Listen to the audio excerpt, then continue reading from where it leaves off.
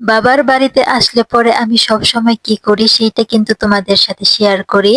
কিন্তু আমার ২ ছেলে কি করে সেটা কিন্তু কখনোই তোমাদের সাথে শেয়ার করা হয় না। আজকের ভিডিওটিতে শেয়ার করব বাবার বাড়িতে আসার পর আমার ২ ছেলে কি করে। আসসালামু আলাইকুম সবাইকে। কেমন আছো সবাই? আশা করছি সবাই অনেক অনেক ভালো আছো। আল্লাহর রহমতে আমরাও অনেক ভালো আছি। এই তো বেশ অনেকদিন পরে আমরা চলে আসলাম আমার বাবার বাড়িতে। আর আমার বাবার বাড়িতে আসলে কিন্তু আমার ২ ছেলে অনেক বেশি খুশি হয়। কেননা তারা দুজন তার নানা নানুকে অনেক বেশি ভালোবাসে। আমার ২ ছেলে তার নানা নানির বাড়িতে আসলে এখানে তাদের মতো অনেক খেলার সঙ্গী পেয়ে যায়। যার কারণে আরকি তারা অনেক বেশি খুশি হয়। এই তো দেখো বাবার বাড়িতে আসতে ২ দিন হয়েছে। এর মধ্যে আমার হাসব্যান্ড চলে আসছে আমাদের সাথে দেখা করার জন্য। আর আমার ২ ছেলে তো ২ দিন পর তার বাবাকে দেখে অনেক বেশি খুশি। আর তার বাবা যে হুন্ডাটা সাথে করে নিয়ে আসছিল তারা ওইটাতেই বসে বসে খেলা করতেছিল।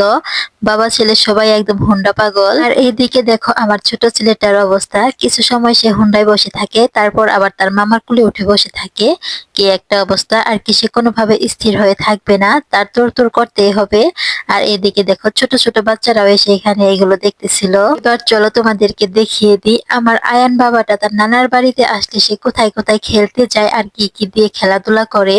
তাহলে চলো তার পেছনে পেছনে যাওয়া যাক। আমার আয়ান বাবাটা তো বেড়াতে যাচ্ছে তাই একদম নাচতে নাচতে চলে যাচ্ছে, সে তো অনেক বেশি খুশি।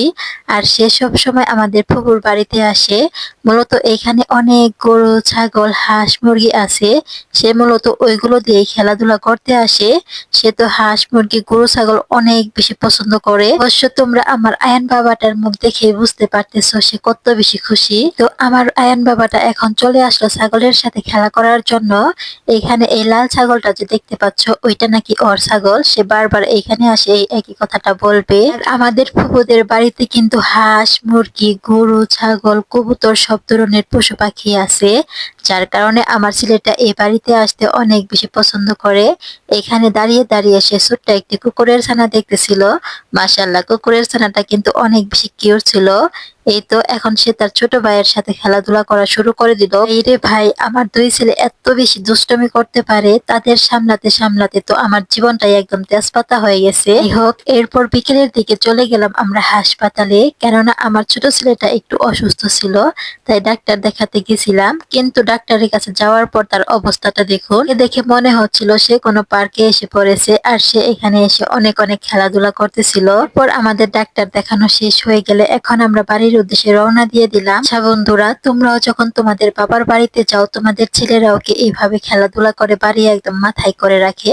যদি করে থাকে তাহলে অবশ্যই আমাকে কমেন্ট করে জানিয়ে দিও। আর আজকের ভিডিওটি এইখানে শেষ করতেছি। আল্লাহ হাফেজ।